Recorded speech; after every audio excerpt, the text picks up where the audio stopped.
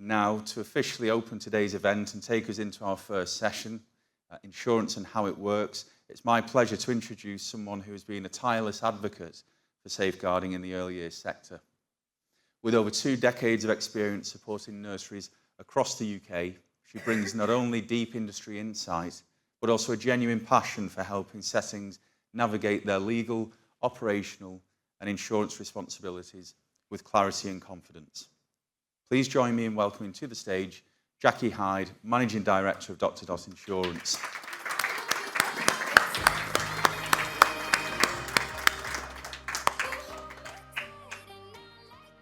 Good morning, everybody. I think I'm just maybe a little bit more nervous than Adam is.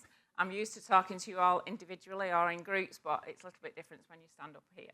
And I'm delighted that we've had such a fantastic response to the event. I was getting a bit scary when we had about 20, but to get this room filled is fantastic, really. So as many of you know, I've been involved in the early years sector for over 25 years. It did say 14 there, so you can realise I was a bit younger at that particular moment in time. So I thought I'd start by sharing some of what we've seen since launching Dr. Dot Nursery Insurance Scheme 21 years ago. So 21 years ago, 5 nurseries was quite unusual. In the last 10 years, mergers and acquisitions has grown to become quite a dominating factor.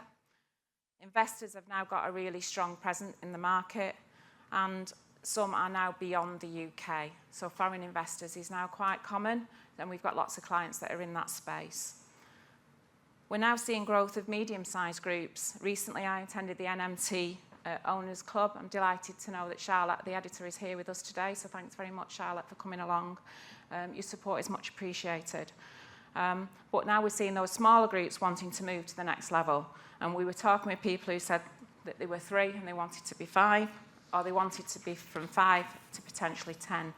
But what's also really important, and being in a sector where we're seeing a lot of mergers and acquisitions, is the new single independent nurseries are now coming. We're seeing them come through to the sector. And single settings are really showing their importance of being that real community nursery. And I'm delighted to say we've got all those variations in this room today. And I think they've all got different challenges in different things, and that's what we're seeing and what we're having to adapt to. But the role of the children's nurseries in the UK has evolved significantly, moving from being primarily focused on care to becoming much more than that now in respect of early years education and child development support. So your roles have changed dramatically in the 21 years I've been involved. The constant is the demand for nursery places is essential to still support the UK workforce. So we all need you, and it's nice to see that the sector is still growing. So I thought I'd talk a little bit about the challenges. So here are just a few things that we know about the impact on the early years sector. Funding is and continues to be a concern to many nurseries. There is a struggle to recruit and keep staff, and that's not just in this sector. I work in lots of sectors beyond the nurseries, and that seems to be across the whole of the UK workforce, that whole big challenge. Minimum wage and the changes of the NI has had a major impact on the bottom line. I thought it had a big impact on mine, but some of the figures that you guys have kindly told me recently is extremely scary.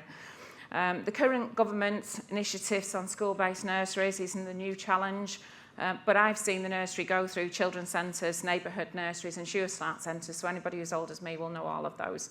And I've seen you all come out the other side with those. Acquisitions have their place, but can bring issues when bringing in different cultures from different owners previously, and you're trying to bring them back to your culture. That can be an issue. Regulatory changes, such as the new safeguarding reforms in September this year, you're constantly being challenged by more and more new regulation. And again, I can echo and understand that because we're FCA regulated, and they're constantly a challenge for us. So I do appreciate what that can happen for you guys. And one that's particularly passionate for me at the moment, and some people will know the work we're doing on this, is the increase in SEND children, both in respect of volume, but also the increase in their complexity of what they're needing and what they're requiring from you guys. So the stuff that you've got from that is quite is quite a big challenge, and we're getting regular phone calls from you to sort of say, we've got this child, this is the complexity, can we take them, what do we need to do, where do we need to go with it? And we encourage you to keep making those phone calls. We will be there to support you. We've recently appointed a PhD student from the University of Greater Manchester. They joined us 2 weeks ago, and we are funding the next 3 years of their research programme. Anybody who wants to talk to me more about that or pass more information about that, we really want to know, because we kindly, a number of people have said, yes, they can come and spend some time with us. It's very unusual for a PhD to actually have industry support, and we've got tons of it. And people are just saying, yeah, bring them along. Whatever you can do will help you. So that's a big thing for us, really. And there are also include some behavioural issues there. Allergies is a big issue, and we've seen that on the lawyers that are kindly with us today. We can talk a little bit about that. And medical requirements such as feeding tunes and stuff like that. So a lot for you to manage. So I jumped the slide there, but you can tell that's my nervousness. So from my point of view, this is what you guys are. So there's Stanley Bear kicking out, really. Despite lots of challenges over many years, from my personal perspective and experience, the nursery sector is incredibly resilient. Whatever they seem to throw at you, you seem to bounce back. And I think that's incredibly fantastic about what this sector's about. It really does show your strength in overcoming challenges that get chucked at you. So, to start the day, really, early years in focus. This, to me, is your current challenge, and it's in sharp focus. And hopefully by the people that have come today proves that you do think that too. At the same time the industry has been expanding, you're facing the challenges previously mentioned. There have been some recent high-profile cases involving serious injuries to children, even deaths at nurseries. So that is making nurseries well and truly in the spotlight. This culminated by the BBC programme, which was hard to watch. Even our lawyers said was hard to watch. So whether you are a parent or at work in a nursery, you'll know that that was difficult to watch. We know the sector is working hard. We know you're very hardworking, and you care about the children and your parents. Every time I meet somebody, it oozes out of everybody that is your passion and that's what you do.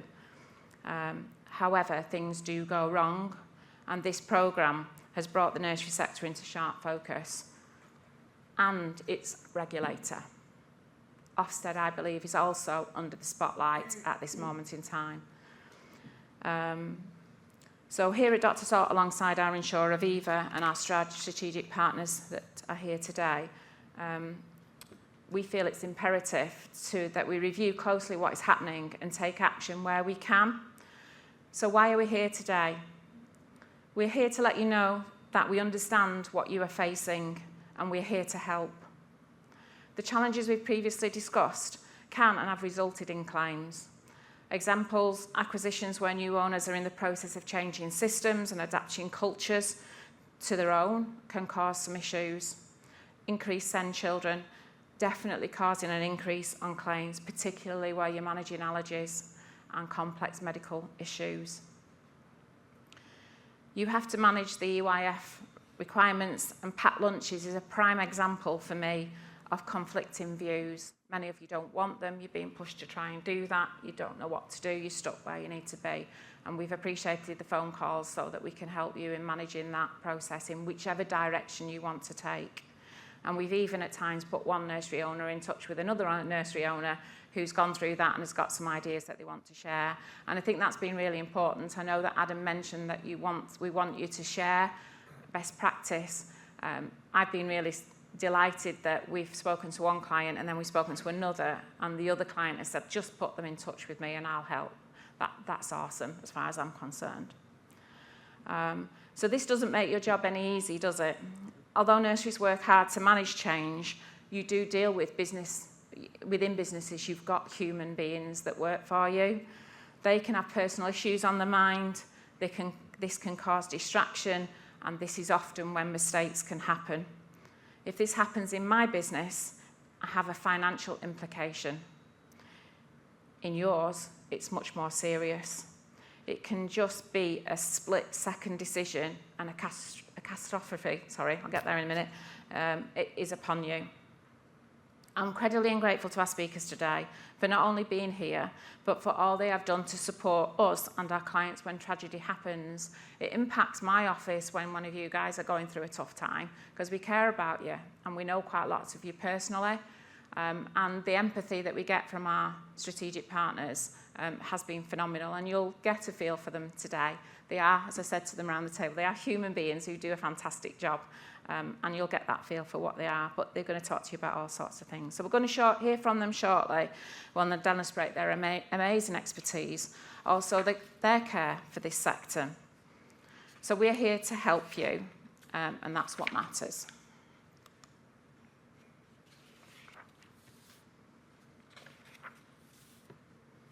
So I just want to talk a little bit about insurance, so the boring bit, and then we'll get into some more juicy stuff in a little while. So as previously stated, a key to us helping you is that you involve us as early as possible. Everything you tell us is confidential. We have had some challenges where people think, I can't say anything because I'm breaching confidentiality. Confidentiality stays in our office. We do talk to our lawyers, we talk to our insurers, but nothing goes beyond us. And it's really important that you know that, because the sooner you talk to us, the sooner we can help. The more you're able to share, the easier it is for us to help you manage the potential incident. Safeguarding incidents can fall into a number of policy covers, and I'm just going to go through them relatively briefly. So the first one really is the public liability insurance that falls right in the middle of the dot-to-dot policy. This is the main area of cover, is the defence costs and payments of any damages when children are injured. This can relate from just a minor fall to an abuse claim, and potentially a sad one, which would be a death of a child. When a client joins us, we'll guide you through what cover that you need and the level you should choose, but ultimately it's your decisions, but we will guide you. And we always recommend not less than 10 million in respect of limit of indemnity, although some of our clients now have moved to 15 and 20 million. That again is all down to personal choice. There is a cost to it. And I always feel that insurance is all down to people's views of risk, and you can insure yourself right up to your eyebrows, or you might choose to have less. That's your choice, but we will talk and we'll work through. And if anybody's unsure and wants some guidance, please contact your account handler. I've got 3 of the dot-to-dot team here with us today. So Jenny, wherever Jenny is, right at the back. So Jenny, just there's a little wave, is at the back, is the head of our schemes department, runs everybody's responsible for all the people in this room. And Julie's our claims manager, so and Julie's around as well, alongside myself. So we'll talk that through at renewal, but we'll also talk it through when clients come on a new business situation. So when a safeguarding or serious injury to a child occurs, or investigations start by various authorities, this is when we will appoint Hyde and Company. They will appoint us and guide you and support you. And Matthew's here representing Clyde and Company today, but there's a team of them there that we know very, very well and have got to know us for many, many years. They were our very first strategic partner, and we're grateful for your 21 years of service with us. The next bit really is the legal expenses. This is a different insurer to Aviva. Aviva do the main dot-to-dot policy. The cover's provided by ARAG, our legal expenses specialist insurers. There are a number of covers here. Our main focus today will be on the regulatory and HR cover this section provides. And again, you can choose different limits that start at 100,000 or you can go to 250,000. This cover has been imperative when dealing with safeguarding allegations. Firstly, when you need to suspend or ultimately deal with a disciplinary, this is where Phil and his team at Stevenson's will be appointed. And from a regulatory aspect, when the nursery has had its registration suspended, and we've seen quite a few, Chloe from Stevenson's here today will be appointed, and it is her role to manage the Ofsted situation, including when she feels it's right to appeal. And I know that there's a real sensitive line on when that should happen, and Chloe's a real expert and again has been working with us for many years. And this is all covered by the legal expenses section of the policy. Then we go into something called crisis containment. This is also an extension of the legal expenses policy. It assists clients when they have a crisis, such as a nursery being closed, a safeguarding allegation, an issue where social media is just being a nuisance, and that's when it plays its part. We have a number of occasions where children have even managed to escape from your nurseries. And we did at one point think you were training them because we think we had 3 on the bounce. And it did attract some media attention. They all came back and they were all fine, and the nurseries are all fine since. But we work with Chelgate in respect to that, again appointed by ARAG, and they've been exceptional in managing situations, just calming the whole thing down, not only with the press, but also dealing with the social media. And also will help you in communicate what you need to communicate with your parents, because you'll have a string of parents that will all be wondering what on earth's going on, so they'll help you with that. But in certain circumstances, Clyde and Company will manage that, so when it's a much more sensitive, high-profile safeguarding situation, Clyde and Company do all of it. Then I wanted to just talk briefly about management liability. Whilst the majority of your cover will respond via the public liability section of the dot-to-dot policy, during investigations of serious incidents, we have individuals that have been interviewed under caution. This relates to their personal responsibilities, where there is a view they have not fulfilled their duty. We are seeing a bit more of this now. And if this happens, if it's not being picked up under the public liability because there's a reason for it to do that, the management liability will do that. And Aviva are one of the few insurers, and will only do it for us, that doesn't have an abuse and molestation exclusion. This is unusual in the market, in the insurance market, for anybody who's involved in care and education, but we know it's been absolutely vital. And if you do have that exclusion, it won't respond, and we have seen that happen where somebody's had that somewhere else. So loss of registration. I previously talked about times when nurseries recovered from serious incidents. Although they are very difficult to deal with, we do see clients coming out the other side and thriving. In a few cases, the nurseries also have had their registration suspended, and Chloe's got them back up and running following appeals, and have survived. Although such cases can take a while to resolve, if it's proven the nursery is not at fault, we will pay the loss of registration claim up to the policy limit of $250,000. We had such an incident where a child had died. The nursery was closed by us for many weeks while investigations took place.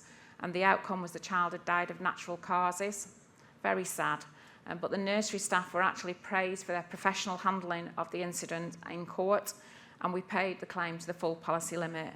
So that shows that there can be good stories as well as difficult stories. So not all doom, gloom and disaster.